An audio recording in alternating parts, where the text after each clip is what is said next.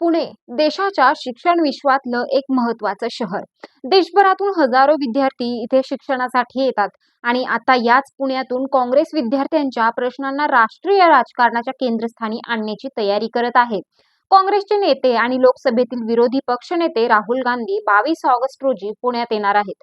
छात्रों की गूंज या मोहिमेअंतर्गत ते विद्यार्थिनींशी संवाद साधणार आहेत. पण प्रश्न असा आहे, काँग्रेसने या कार्यक्रमासाठी पुण्याचीच निवड का केली? राहुल गांधींच्या या दौऱ्यामागे नेमकं राजकीय गणित काय आहे आणि या दौऱ्यामुळे पुणे काँग्रेसला खरंच नवी ताकद मिळणार आहे का? चला समजून घेऊया. नमस्कार, मी आरती. आपण पाहत आहात आझाद मराठी. दिल्लीतील जंतर मंतरवर विद्यार्थ्यांनी केलेल्या आंदोलनाच्या पार्श्वभूमीवर काँग्रेसने विद्यार्थ्यांशी थेट संवाद साधण्याची मोहीम सुरू केली आहे. छात्रों की गूंज हा त्याच मोहिमेचा एक भाग आहे. शिक्षण, रोजगार, परीक्षा, सुरक्षितता, समान संधी आणि विद्यार्थ्यांच्या भविष्यासंदर्भातील प्रश्न या माध्यमातून मांडले जाणार आहेत. विशेष म्हणजे पुण्यातील कार्यक्रम विद्यार्थिनींवर केंद्रित असणार आहे. त्यामुळे शिक्षणाबरोबरच महिला सुरक्षा, रोजगाराच्या संधी, वसतिगृह, सार्वजनिक वाहतूक आणि करिअरशी संबंधित प्रश्नावरही चर्चा होण्याची शक्यता आहे. काँग्रेसच्या मते पुण्याची निवड करण्यामागे दोन महत्त्वाची कारणं आहेत. पहिलं म्हणजे नीट पेपर फुटी प्रकरणाशी पुण्याचा संबंध. या प्रकरणात पुण्यातून काही आरोपींना अटक करण्यात आली होती. काँग्रेसने या प्रकरणाचा मुद्दा सरकार विरोधात आक्रमकपणे मांडला आहे. दुसरं कारण, पुणे हे विद्येचे माहेरघर आहे. देशाच्या विविध राज्यांतून विद्यार्थी पुण्यात येतात. त्यामुळे विद्यार्थ्यांशी थेट संवाद साधण्यासाठी पुणे हे काँग्रेससाठी महत्त्वाचं ठिकाण ठरू शकतं.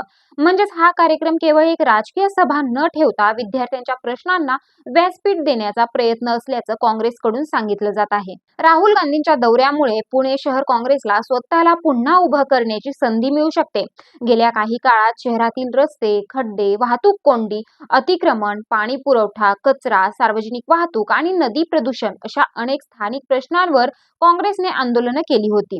मात्र केवळ आंदोलनं करून मतदारांचा विश्वास मिळत नाही. त्यासाठी सातत्याने प्रश्न मांडणं, त्यावर ठोस भूमिका घेणं आणि त्या भूमिकेचा पाठपुरावा करणं गरजेचं आहे.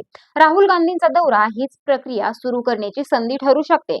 इथे येतो काँग्रेसमधील गटबाजीचा मुद्दा. पुणे शहर काँग्रेसमध्ये अंतर्गत मतभेद आणि वेगवेगळे गट असल्याची चर्चा अनेकदा झाली आहे. शहर काँग्रेसची संघटनात्मक रचना पूर्व आणि पश्चिम अशा दोन भागात करण्यात आली आहे.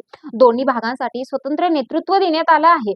यामागचा उद्देश संघटना अधिक मजबूत करणं हा असला तरी जर दोन विभाग म्हणजे दोन गट अशी परिस्थिती निर्माण झाली तर त्याचा परिणाम पक्षाच्या कामावर होऊ शकतो. म्हणूनच राहुल गांधींच्या दौऱ्याच्या तयारीसाठी काँग्रेसचे प्रदेशाध्यक्ष हर्षवर्धन सपकाळ स्वतः पुण्यात बैठका घेत आहेत. विधानसभा निहाय बैठका घेतल्या जात आहेत. कार्यकर्त्यांना मोठ्या संख्येने सहभागी करून घेण्याचा प्रयत्न सुरू आहे.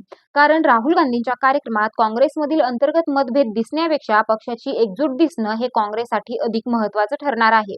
छात्रों की गूंज हा कार्यक्रम केवळ नीट पेपर फुटीपुरता मर्यादित राहिला तर त्याची व्याप्ती कमी होऊ शकते. आज विद्यार्थ्यांसमोर अनेक प्रश्न आहेत. शिक्षणाचा वाढता खर्च, स्पर्धा परीक्षांची तयारी, रोजगाराच्या संधी, वसतिगृहांची कमतरता, महिला सुरक्षा, सार्वजनिक वाहतूक, डिजिटल सुविधा आणि भविष्यातील करिअरच्या संधी हे सर्व प्रश्न विद्यार्थ्यांच्या आयुष्याशी जोडलेले आहेत. विशेषतः विद्यार्थिनींसाठी सुरक्षित प्रवास, सुरक्षित वसतिगृह आणि शिक्षणानंतर रोजगाराच्या संधी हे अत्यंत महत्त्वाचे मुद्दे आहेत. त्यामुळे राहुल गांधींच्या संवादातून या प्रश्नांना किती ठोसपणे मांडलं जातं हे पाहणं महत्त्वाचं ठरणार आहे. पुण्यात भाजपची राजकीय ताकद मोठी आहे. त्यामुळे काँग्रेसला विरोधी पक्ष म्हणून सरकारच्या कामावर प्रश्न उपस्थित करण्याची संधी आहे. मात्र केवळ भाजप विरोधी भूमिका घेऊन काँग्रेसला राजकीय फायदा मिळेलच असं नाही. पुणेकरांना स्थानिक प्रश्नांवर ठोस पर्याय आणि विश्वासार्ह नेतृत्व हवं आहे. रस्त्याची अवस्था काय? वाहतूक कोंडी कशी कमी होणार? पाणी पुरवठा कसा सुधारणार? सार्वजनिक वाहतूक अधिक चांगली कशी होणार? विद्यार्थ्यांसाठी आणि महिलांसाठी शहर अधिक सुरक्षित कसं होणार? या प्रश्नांवर काँग्रेसने स्पष्ट आणि व्यवहार्य भूमिका मांडली तर राहुल गांधींच्या दौऱ्याचा परिणाम अधिक मोठा होऊ शकतो. राहुल गांधींचा पुणे दौरा हा काँग्रेससाठी केवळ एक कार्यक्रम नाही, तर हा दौरा पक्षाची संघटनात्मक ताकद वाढवण्यासाठी, तरुणांशी संवाद वाढवण्यासाठी आणि पुण्यातील राजकीय स्पर्धेत पुन्हा सक्रिय होण्याची संधी आहे. पण खरी परीक्षा 22 ऑगस्ट नंतर सुरू होईल. कार्यक्रमाला किती विद्यार्थी आले यापेक्षा त्यांच्या प्रश्नावर काँग्रेसने पुढे काय केलं हे महत्त्वाचं असेल. गटबाजी कमी झाली का? विद्यार्थ्यांशी संवाद कायम राहिला का? महिला आणि तरुणांच्या प्रश्नांवर सातत्याने आंदोलनं झाली का? आणि सर्वात महत्त्वाचं म्हणजे काँग्रेसने पुणेकरांसमोर स्वतःचा ठोस पर्याय उभा केला का? या प्रश्नांची उत्तरं पुढच्या काळात मिळतील. एकीकडे राहुल गांधींचा छात्रों की गूंजच्या माध्यमातून विद्यार्थ्यांशी संवाद, तर दुसरीकडे पुणे काँग्रेस समोरील अंतर्गत आव्हानं.